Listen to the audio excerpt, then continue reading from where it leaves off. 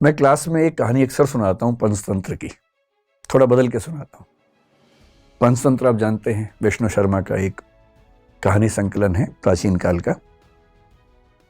उसमें कई ऐसी कहानी है जो हमें नॉर्मल लाइफ के बारे में, सामान्य जीवन के बारे में एक लेसन देती हैं, सीख देती हैं। उसमें एक कहानी का नाम था, अगर मुझे ध्यान है, मैं स्कूल में पढ़ता था, उसका नाम था पंडित की बकरी। कहानी थोड़ी सी अलग थी, मैं उसे थोड़ा सा अलग करके आपको सुनाता हूं ताकि आज के परिवेश में उसका महत्व ज्यादा समझ में आए।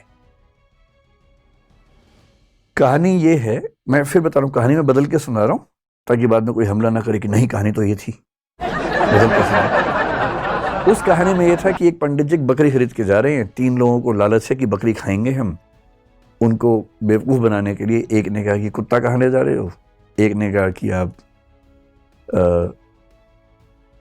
कौन सा पशु बताया, मेरा 3 पशुओं के नाम बोले कि ये कहाँ ले जा रहे हो, वो कहाँ ले जा रहे हो।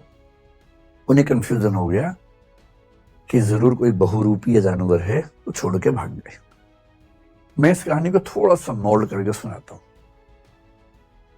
कि एक बार एक आदमी एक छोटा सा बछड़ा खरीद के जा रहा था, सुंदर सा, और 3-4 चोरों की नजर पड़ी।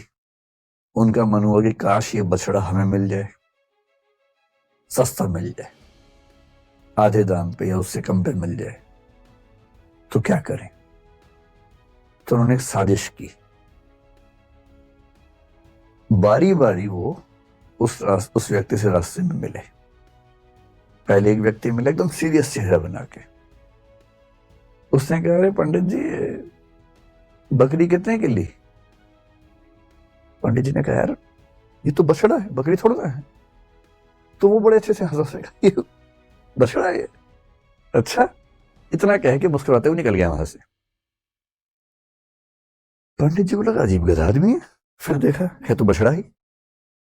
उसका उतना ही काम था, किया और निकल गया। अब वो आगे चल रहे हैं, करीब 100-200 मीटर के बाद एक दूसरा आदमी अलग जगह से आया। इनके बीच में आपस में सांठ-गांठ है, ये इनको नहीं पता है। दूसरा आदमी आया और आके बोला, वाह पंडित जी, कितनी मोटी बकरी है, एकदम बछड़ा लग रही है देखने में तो। अब इसको लगा कि ये तो मामला फंस गया। ध्यान से देखा, बोला नहीं यार, मैं तो बछड़ा ही लाया हूं। बोला वही तो मैं कह रहा हूं, देखने में लग रहा है एकदम, लेकिन है मोटी बकरी। ये कह के वो भी निकल गया। फिर 1 किलोमीटर बाद तीसरा मिला और उसने कहा, पंडित जी बस ऐसी ही बकरी चाहिए मुझे भी, कहां मिलेगी ऐसी बकरी। उसने कहा, फिर पंडित ने फिर थोड़ा धमकाते हुए कहा कि यार ये बछड़ा है भाई, लेकिन अब वो दबाव कम बना रहा था, वो खुद दबाव में था। तो वो भी ठहाका मार के ऐसा बोला, बछड़ा ऐसा होता है, अच्छा, ये करके चला गया।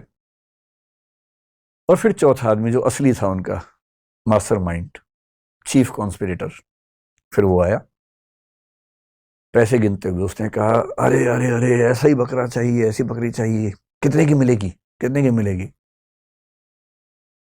तो पंडित जी को लगा मुझसे बहुत बड़ी गलती हो गई है, मैं तो बकरी खरीद के ले आया बछड़े के नाम पे या बछिया के नाम पे। फिर लगा घर जाऊंगा, घर पे पिटूंगा, इससे अच्छा नुकसान कम कर लेता हूं। तो एज्यूम कीजिए कि उस जमाने में 100 रुपए के आसपास का लिया था, तो उन्होंने बताया कि मैंने 100 का लिया है। प्लस 100 का, बकरी तो 20 रुपए की आ जाती है, लेकिन ये इतनी तंदुरुस्त है, अगर आप चाहें तो मैं इसके बदले आपको 40 रुपए दे सकता हूं। और पंडित जी को लगा कि यार चलो, 60 का नुकसान सही, कम से कम 80 का तो नहीं होगा। और 40 का उसको दिया और खुश होकर घर लौटे कि बच गया आज तो। अब ये जो पंचतंत्र की कहानी है, ये इसलिए है कि जब हम जीवन में निर्णय करते हैं तो हमारे पास बहुत सारे ऊट पटांग से इनपुट्स आते हैं, और यदि आप बहुत समझदार इंसान नहीं हैं तो इस बात का पूरा खतरा है कि कोई ना कोई कभी ना कभी आपको बेवकूफ बना ही देगा।